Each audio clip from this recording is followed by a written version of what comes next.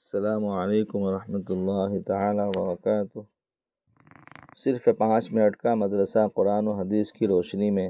Number 1، اسلامی تاریخ 5 رجب المرجب۔ حضرت عمر رضی اللہ تعالیٰ عنہ کی خلافت۔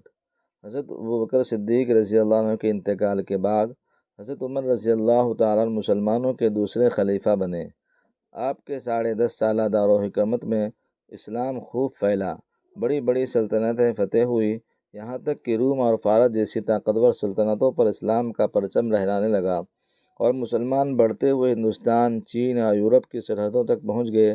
آپ کے دور خلافت میں 500 قلعے اور 1036 شہر فتح ہوئے۔ آپ کی خلافت کا رقبہ 22.5 لاکھ مربع میل اسکوائر میل بیان کیا جاتا ہے۔ آپ کی فراست و دانائی اور ملکی انتظام اور فتوحات کو دیکھ کر ایک مشہور مشترک مسٹر جیون کہتا ہے کہ اگر فاروق اعظم کی مزید 10 سال خلافت قائم رہتی تو پوری دنیا میں اسلام کے علاوہ کوئی دوسرا مذہب نہیں ہوتا۔ حضرت عمر رضی اللہ تعالیٰ عنہ کی خلافت کے بعد حکام اور خلفاء کے لیے ایک مثالی نمونہ ہے۔ نماز فجر میں فیروز نامی عیسائی نے 26 ذی الحجہ آپ کو شدید زخمی کر دیا تھا، جس کے 3 دن کے بعد آپ کی شہادت ہو گئی۔ محرم الحرام کی پہلی تاریخ کو حضرت صہیب رضی اللہ تعالیٰ عنہ نے آپ کی جنازے کی نماز پڑھائی اور روضہ اقدس میں تدفین ہوئی۔ نمبر 2، اللہ کی قدرت، مور کی خوبصورتی۔ اللہ تعالیٰ نے انسانوں کو دنیا میں جنت کا ہلکا پھلکا مزہ چکھانے کے لیے ایسا خوبصورت پرندہ پیدا کیا کہ انسان اس کی خوبصورتی کو دیکھ کر حیران رہ جاتا ہے۔ چنانچہ مور ایک ایسا پرندہ ہے جس کے دم کے پروں کو اللہ تعالیٰ نے بہت ہی خوبصورت بنایا ہے۔ اللہ تعالیٰ نے مور کو اپنے دم پھیلانے کی صلاحیت دی ہے۔ جب وہ اسے پھیلاتا ہے اور دھوپ کی وجہ سے وہ چمکتی ہے تو ایسا محسوس ہوتا ہے کہ اس کے دم پر سینکڑوں نیلم کے پھول لگے ہوں۔ یہ اللہ تعالیٰ کی قدرت کا ایک نمونہ ہے۔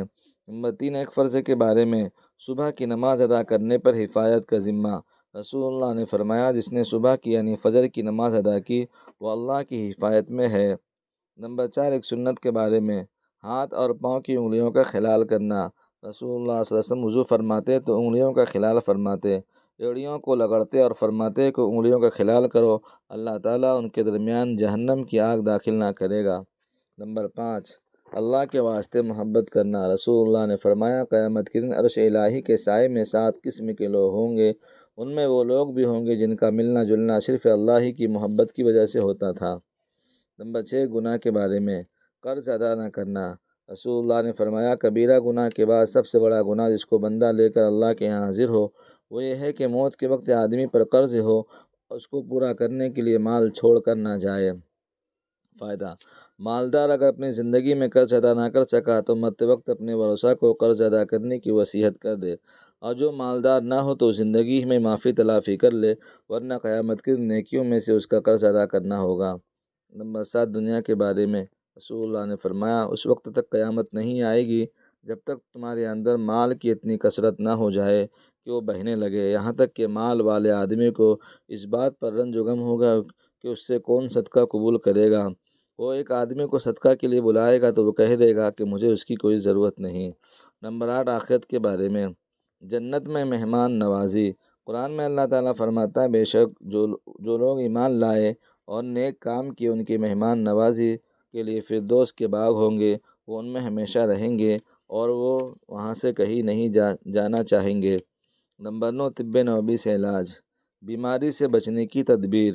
رسول اللہ صلی اللہ علیہ وسلم نے فرمایا، جب تمہارے برتن میں مکھی گر پڑے تو اس کو پہلے پوری طرح ڈبا دو، پھر نکال کر پھینک دو، کیونکہ اس کے ایک پر میں شفا ہوتا ہے اور دوسری میں بیماری۔ نمبر 10، قرآن کی نصیحت۔ قرآن میں اللہ تعالیٰ فرماتا ہے، کیا تم دوسروں کی نیکی کی نصیحت کرتے ہو اور اپنے آپ کو بھول جاتے ہو، حالانکہ تم کتاب کی تلاوت بھی کرتے ہو؟ پس ایسا کیوں کرتے ہو؟ کیا تم اتنا بھی نہیں سمجھ سکتے؟ اللہ تعالیٰ ہم سب کو عمل کی توفیق عطا فرمائے۔